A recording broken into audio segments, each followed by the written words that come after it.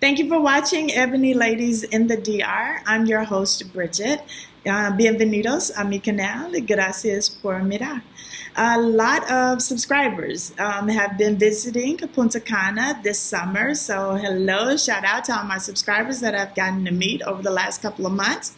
And everybody wants to come here and start a business. And and I say it's not that easy. I don't know if I'm making it look easy by having this bridal shop, but the bridal shop has been work. There have been a lot of lessons learned with doing business in the Dominican Republic and specifically here in Punta Cana. There have been a lot of businesses that I featured on this show that are no longer in business. They didn't make it. So let's say there was a restaurant. Why didn't they make it? The food was good. The prices were okay. They were a little pricey, but the food was good. But why didn't they make it? Because there is a restaurant on every single corner. Let me correct that. There are 10 restaurants on every single corner. So you guys, Dominicans eat a lot. I don't know what kind of idea you would think why your food would be more special than their food, what they're already eating here. But my personal opinion, restaurants, that is a hard business here unless you're going to come in with some low prices, unless you're going to come in here with something that nobody else is offering. Punta Cana is Dominican, but we have all kinds of food. There's Jamaican, there's Haitian, there's Bohemian, there's Russian, there is Italian, there is Chinese. So the food is covered. So I'm not discouraging anyone from opening a restaurant or doing any type of food business here. I'm just saying you need to bring your A game. You need to come with marketing. You need to come with some good prices. You need to come with some good ideas. You need to come ready to work and get people to come out and support you and do everything. Okay, so the next business was a clothing store. A lady from New York. Okay, so she opened up a clothing store, and the clothes were like hip-hop. There's plenty of it. Every corner, you can find hip-hop clothes. And then her prices were a little bit high. And then she didn't have the foot traffic. She's in my same shopping center. I have some foot traffic, not a lot of foot traffic. But I don't need to be in a place where there's a lot of foot traffic because I'm a specialty store. Right? But a regular clothing store, you need foot traffic. A bridal shop, I don't need a lot of foot traffic because I have an excellent marketing team, myself and my producer, Davlin. Davlin is my social media manager. He makes sure my Instagram, my wedding dress site, I'm there helping as well. But he's on top of it, and it takes all of that. And then we've had so many customers in the last year. We celebrated our 1-year anniversary in February. And we've had so many customers, and we reach out to them all the time. Y'all, if y'all see me in Jumbo, I'm probably going to give you one of my flyers for my business because I'm constantly trying to spread the word. And here in Dominican Republic, word of mouth is everything. So, even though I'm going to say they don't have the best customer service in the world, we talked about that before, they're always very pleasant. They're always very kind. They may be slow. They may be late. But, they're always got a smile. They're always, willing to help you. And it's just a good thing. So, that's it. So I am out there spreading the word, trying to get my business elevated to the next level, right? So the clothing store, hip-hop clothes, prices were too high, not a good area. So they didn't make it. They closed down. But I guess she was tied into a lease, so now she's a vape shop. I don't know how the vape shop is going. I haven't asked.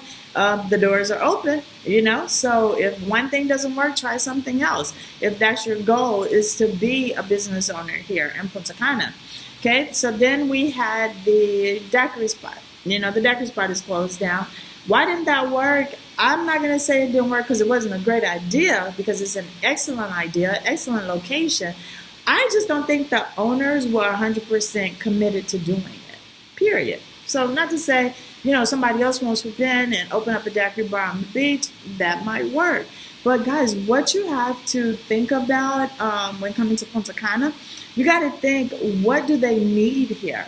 And what can I afford to provide? Because you can't come here thinking that expats, shout out to the expats, there's a lot of us, but you can't come here thinking that they're going to be your customer, because 9 times out of 10, they're not. I mean, they're going to support you. They're going to be like your 1%, but you're in a Dominican country. My customers, who I aim to please, who I'm trying to reach through my marketing and through everything that I do, are the Dominicans, because they're the locals. They're the ones here. Yes, there are a lot of weddings here all the time, destination weddings. But those brides, American brides, they want to go do the whole champagne, shop for a dress, spend thousands of dollars with their mom and their girlfriends in the fancy shops in the US or Canada, wherever they are, because it's an experience. And I get it. I don't knock it by any means. But those 7 out of 10 times are not my customers. I've had a few customers from abroad, from other places, that because of COVID, the bridal shops were closed and I'm open. In their countries, they were still in lockdown, things like that. And they were like, I'm getting married no matter what. So they would come in, and they came in and they bought their dress, and instead of renting, they had the option, but they bought their dress because they wanted to go ahead and do the ceremony here. But then they took the dresses back to their country to do the ceremonies there. So perfect. I get it. But every single day right here, Dominicans are getting married. So that's who I had to target, and change my way of thinking, that my customers are Dominican. And my customers don't have the same budget as a U.S. bride who's making, upwards of $4,000 or $5,000 a month and more, right? Dominicans aren't making that kind of money.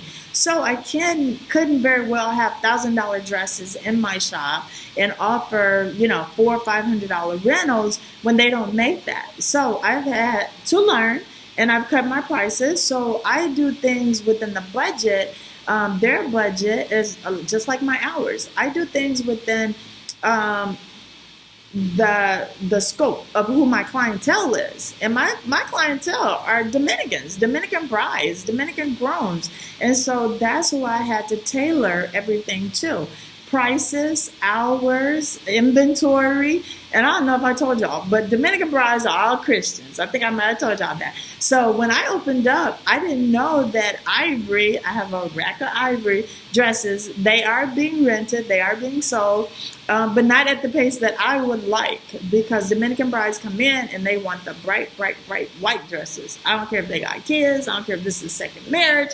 I don't care. They want to wear white. And so, so that's just a lesson that I learned, through everyday experience being here. But like I said, the thing you have to keep in mind is, am I bringing something to Punta Cana that they don't already have? Am I fulfilling a need? Am I going to be competitive? Am I going to be able to reach the average Dominican here? And it's just a plus when expats support your business, because we have a little bit higher income, so we're able to spend a little bit more money. But you want your clientele you want your products and your services to be targeted towards Dominicans, because expats come and go, and I know a lot of expats still go home to shop and bring everything back. And I was one of those people for a while. Sorry, y'all, that's my phone. I was one of those people that brought everything back. But now, what do I bring back? Only thing I bring back, I ain't gonna even lie, it's so funny. I bring back toothpaste because I like Colgate. Y'all know my smile. I bring back toothpaste, and I bring back my Arm & Hammer deodorant from Walmart, because it's like, here, one is like $5. In the US, the Walmart, they come in a twin pack, and they're big, and they're like $3.99. So yeah, whenever I go home, I just kind of stock up. But as for other stuff, I don't do it. I don't bring all that stuff back. So people are asking me, well, what do they need? What kind of business could I open that would be profitable, that I could offer to Dominicans that they would support me? And that's a great question. You guys, that's a great question, and I really don't know, because I was thinking Home Depot, their hardware stores on every corner. So no, they don't need anything like a hardware store. It would be good if there was one where everything was in one place and organized and all that. But no, anybody trying to do that. I don't know what kind of store or, and I've been here over 3 years now, and I just don't know what else you could bring here that you could be profitable. Because there are a lot of things, that I think would work well here. But are you able to be profitable at it? Would you be able to maintain the rent of a building? Would you be able to maintain if you had to ship your products in and pay for the customs and pay for the picking up your products and things like that? So it's just like you just got to come and figure it out. Tourism, they got it covered, guys. Restaurants, they got it covered. I mean, it's just like so many things that everybody want to come here and do that, but you need to come here with an open mind and know some Spanish, because think about it, the locals are going to have an upper hand over you because they're local, because they speak the language. So it's a lot to it. I got really, really, really, really lucky in finding out that this business wasn't here, that I was supplying a need. And that's the thing. You have to come here, have a little bit of money saved up for your business, and then really get to know the community, get to familiarize yourself with what is something they really need, what is something that, and I just see a lot of things, a lot of opportunities out there, but you got to make sure that it's going to be profitable for you, because nobody wants to be in the hole, But I know so many people ask me this question all the time about, Bridget, I want to come to Dominican Republic. I want to work. I want to start me a business. What kind of business? What should I do? So it's hard for me to answer that. You just have to come in, get your feet wet, get to know the community, see what's missing. What do you need? There's nothing else that I really need other than creamer for dabbling around the clock. Is getting more and more scarce. The more and more expats that move here, Dablin hadn't had really good creamer in months, because every time he gets to Jumbo, they are already sold out. So I guess all of the expats are running to Jumbo and getting their International Delight creamer. But, so I just wanted to do this episode. Whenever something's on my mind, y'all know me, I got to get off my mind and put the questions out there and put the answers out there, because someone asked me this question. And they, they're still in town right now. You know who you are. And they are looking at properties, and, they have a million ideas running through their mind. And so we had a long talk, and I was just like, go, to the other businesses, because they're thinking about doing something that's really already here. But I said, go and, patronize them and see what you like about it, what you could do differently, what kind of products you could add. If you did open up, something that you would do differently to make people come to your store versus going to their store. So now I think it's hitting them, the realization that, this isn't going to be as easy as I thought. And then the prices that they're charging, are you going to be able to survive and, be competitive? Because you don't really want to come and have to charge more, because that's going to, suck right at the very beginning. So just kind of do your homework. I am here for the questions, you know me. But I just had to answer that, because so many people think it's going to be so easy, and it's really not. And even with being the only bridal shop here, I've had to adjust my prices, because I'm thinking a wedding dress, nobody's going to expect to pay less than $400 or $500 to rent a wedding dress, right? But yes, that's not in their budget, so I had to go down. And then my business hours, I have this beautiful sign on my door, y'all, that has 12 to 5, I think, Tuesday through, I can't even see it from here, Tuesday through Friday, Saturdays 10 to 3, closed on Sunday. None of that worked. So as soon as I had my first 10 customers, they were all like, why do you close so early? I was like, 5 o'clock. They were like, we're just getting off work. So I get it. So I had to adjust my hours, and some days I have late days, and some days I'm just appointment only, because, I'm living my best life, you know what I mean, being on the beach. And so I'm not going to come to the shop every single day if I don't have any customers, because it's not TJ Maxx. It's not Walmart. It's not Kroger. It's not people walking through the door all day, every single day, because, it's a specialist shop. And what I have learned about Dominicans, guys, this is something that you will want to know too as a business owner here in Punta Cana. A lot of Dominicans will reach out to you before they come. Because what I have noticed is some of the stores, they will not be open. They just won't be there because they had something else to do that day. And so Dominicans will call first and say, are you open today? What time are you open? Are you open in the morning? They'll message in the middle of the night, all kinds of stuff. But I appreciate it now because it keeps me from sitting here, 4 or 5 hours with no customers. Because a wedding dress is kind of a big deal, that's a big deal. So they're going to want to have an appointment. They're going to want to bring their mom or in Dominican's case, they want to bring their husband or their future husband, their boyfriend with them to help them pick the dress. So it's not a lot of walk-in clientele that I have. I do have some, yeah, definitely. But people are going to call. So you got to be flexible. You got to be willing to adjust your hours. You got to be willing to adjust your prices. Just kind of do everything. But one thing that I do love is the whole time that we have been in business, I have not had a Bridezilla at all. Somebody asked me the other day. I have not. All of my customers and clients, they have been so nice, so pleasant. And everything has been really, really smooth. Not that there hasn't been a heated moment, but before they left, they were like, we have to get together for lunch, because everything was cool. We worked it out.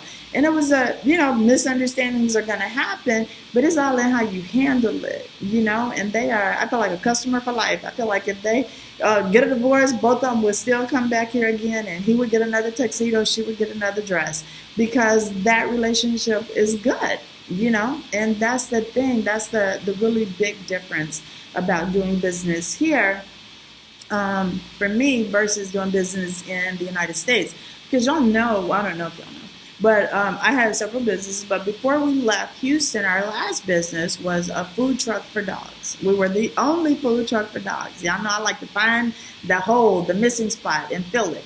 But, I was always worried about my customer service because, I don't know, Americans tend to pick everything to death and find a way to get a discount, find a way to get something for free, and then you're always worried about reviews. Here, that's not something I even worry about. And because I am, in a different place mentally, and just more at peace and calm, I'm just like, sure, we can negotiate that, no problem. Versus in the U.S., I'm like, it's the price on the sign. The price is on the sign. It's not negotiable. Do you negotiate with Kroger? Do you negotiate with PetSmart? This is my business. I need to make money just like you do. So it was always the guard up and ready to go to battle, when I was in the U.S. Versus here, they're like, I really can't afford that price. What if I bring it back the same day? Or what if? And I'm open now for negotiations because it's not all every time. It's not all day. It's not, and so this is a different kind of business. So, and I'm a different person, because I don't encounter the same type of attitudes. People come in, they're very pleasant, and they're not trying to put up a front like they have a whole lot of money. They just want a discount. No, this is my budget. This is what I make. Can you please work with me? And absolutely, I sure can. So that's the attitude that you want to bring with you. If you're in a service and a product business, you got to have a little bit of flexibility, And I'm not saying you got to sell your stuff cheap or give your stuff away or devalue your product or yourself. No, absolutely not. But you got to know what is going to be profitable for you. Okay? So, guys, thank you. That is the end of this little lecture. I hope I answered everybody's question that was asking me about a business. I know I didn't tell you what business to bring because I don't know what business you need to bring here. You just have to come and figure it out and find out for yourself what's missing in your life that you could provide that other people may be wanting as well, right? But that's it. So guys, don't forget, like, subscribe, and share, and put your comments at the bottom.